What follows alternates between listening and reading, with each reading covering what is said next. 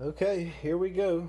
The rusty and dusty and unfocused and ever so trusty portable computer that I built almost a year ago. This thing has been awesome. It's heavy. I did a pretty scrappy job on these holes. Wires everywhere. But I love it. Very portable. The handle's held up very well. And it's been nice, but unfortunately this riser card in here that runs up under the graphics card and comes back into the PCIe slot is starting to go out on me, and it won't pull the voltage like it should all the time. So every now and then I get a good cutout, and I really don't want to fry anything in here. So we're going to pull it out, as much as I hate it, and we're going to put it in this dude. This guy right here. The Cooler Master. The HAFXB Evo. Nice little LAN box. This thing's pretty nice, pretty sturdy. It's got good handles on the side. Shouldn't have any problems with it.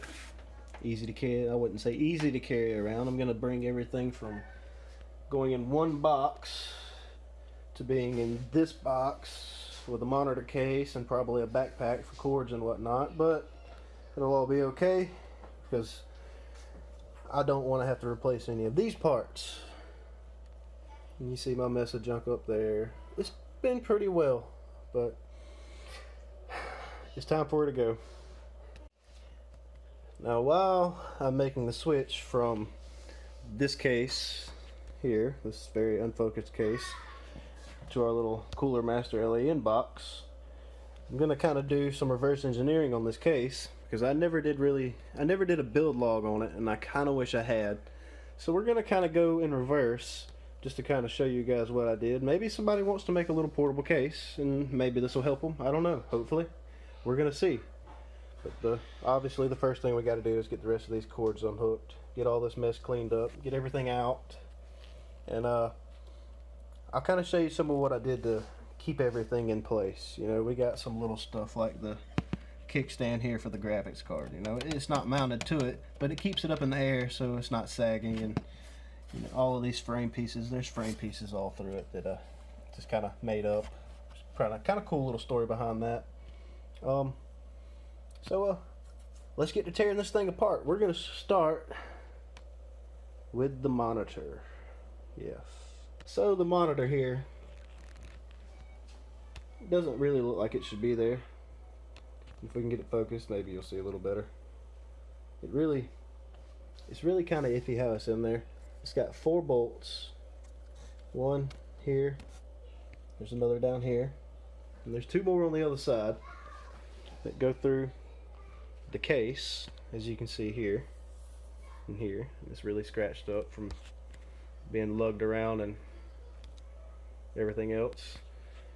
And the bolts go through this piece of plywood here, and the monitor is actually mounted to the plywood with industrial strength Velcro, sticky back, so it's just stuck to it. I'm gonna have a fun time cleaning that junk off the back of the monitor.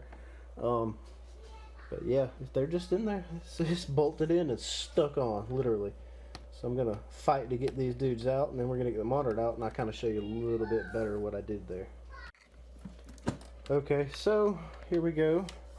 All the bolts are out of the plywood in the case for the monitor, but the plywood is not coming loose. It's stuck to the paint in the back, and I figured maybe we could just pull on it a little bit. Maybe this will come loose. But unfortunately, this industrial strength plywood is actually doing its job here. Not plywood, but Velcro.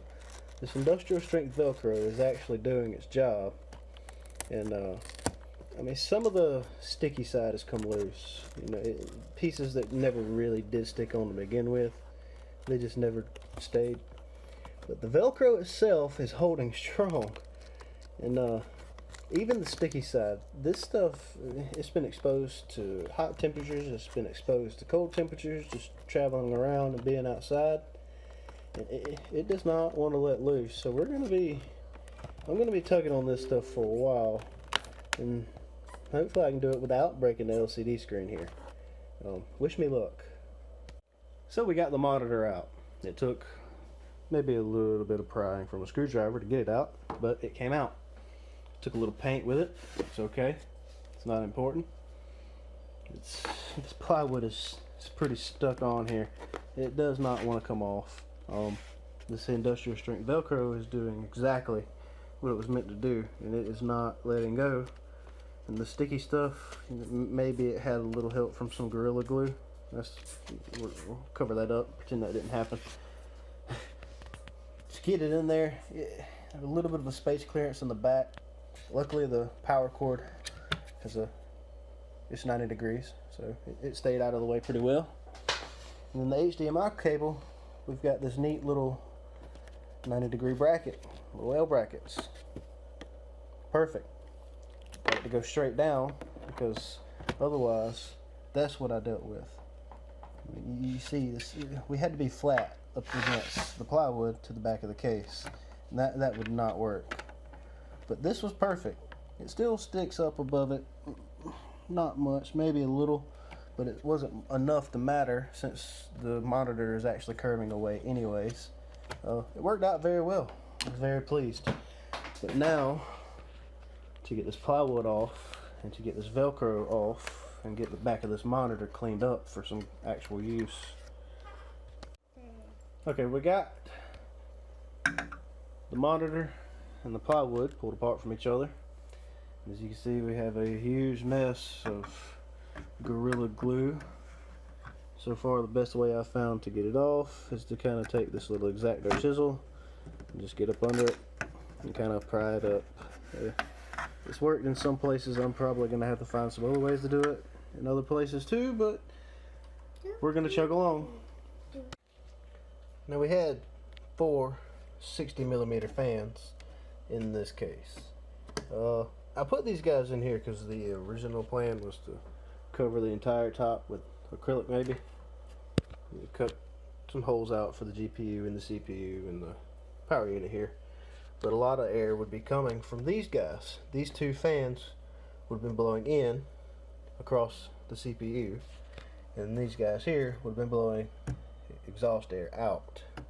Now that never worked out, and these guys just kind of sat here as noisy fans. I unplugged them for a while. You know, they're just, it's just a 3-way splitter here, all plugged into one header, PMW, all, control them all based on temperatures. Wasn't too bad. We're going to take all these guys out. I can't use these fans in the Cooler Master case. They're too small. It does have slots for 2 80mm fans. I only have one, and I might not use it, but at least I've got these 60s here for something else. You know, I just kind of mounted them in there. They've got grills to keep stuff from falling in or out. Not that it really made that big of a difference. I think I lost 1 or 2 of these nuts out of the bottom holes carrying it around, but whatever. Okay, we got all the little fans out. Next step will be to get the GPU out of the case. It's held in by 3 bolts over here through the case into the back of the mounting plate. I'm gonna have to rebend the mounting plate. I flattened it out to get it to fit in here. Now I wish I hadn't. That's really all that's holding it in. The rest of it's just gravity. There's not much to it. So up under the graphics card we had this guy, this riser card, which is the cause of all of our problems right now. It just, I don't know, it won't pull voltage. It won't do right. It'll be okay for a while, and then just randomly everything dies.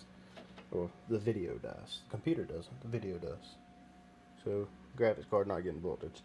It's not a power unit problem. Ruled that out.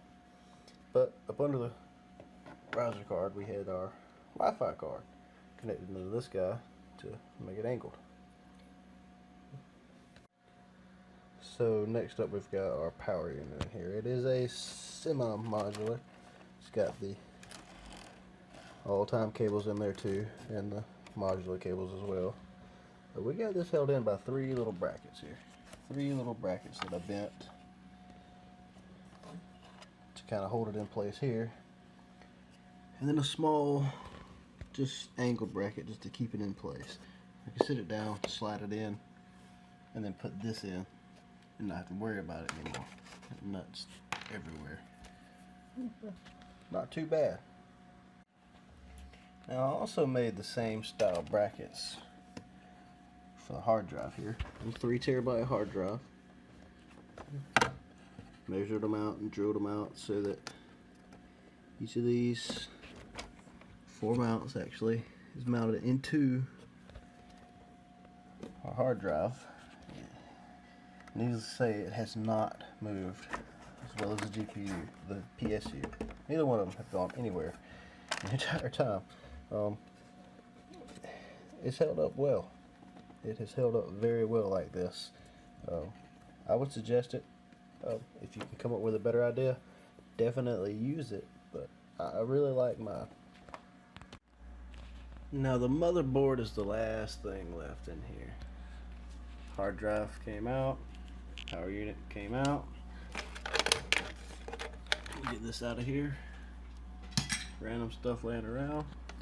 One thing I noticed from painting the inside of this case was that the power unit and the hard drive were very much stuck to the bottom of the case.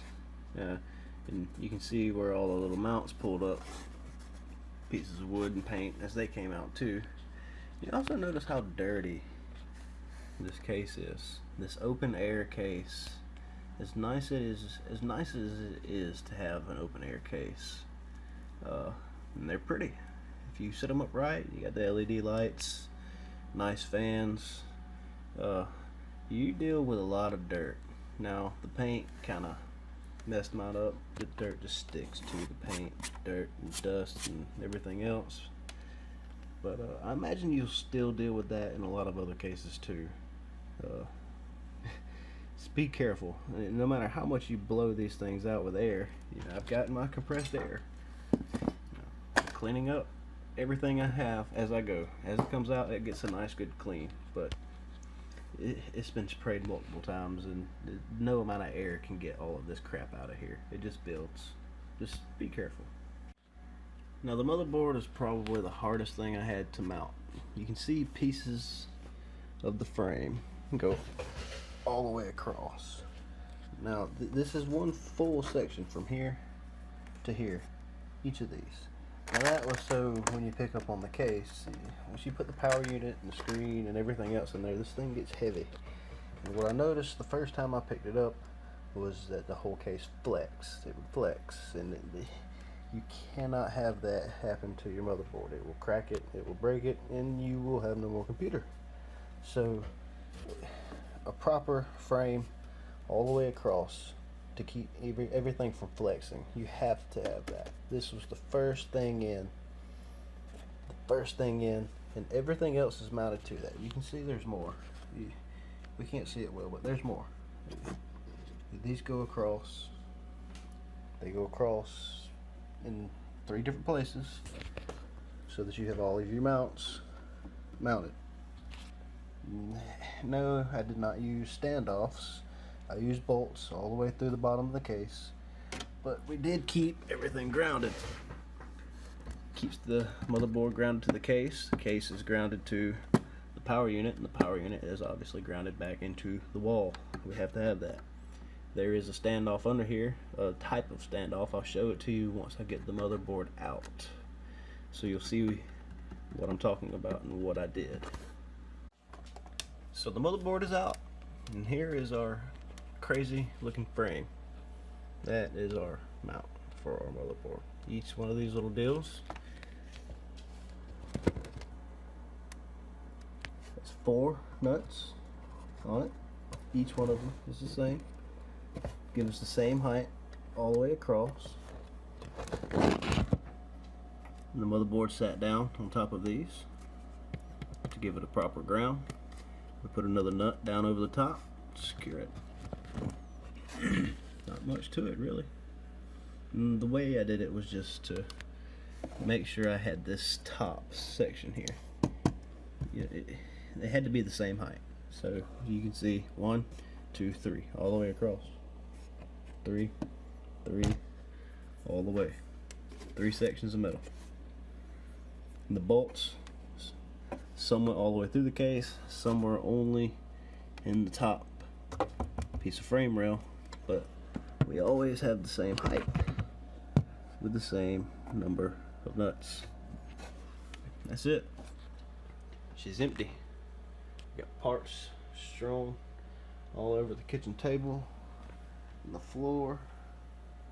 And I'm gonna work on getting this new computer together before I get shot by my wife.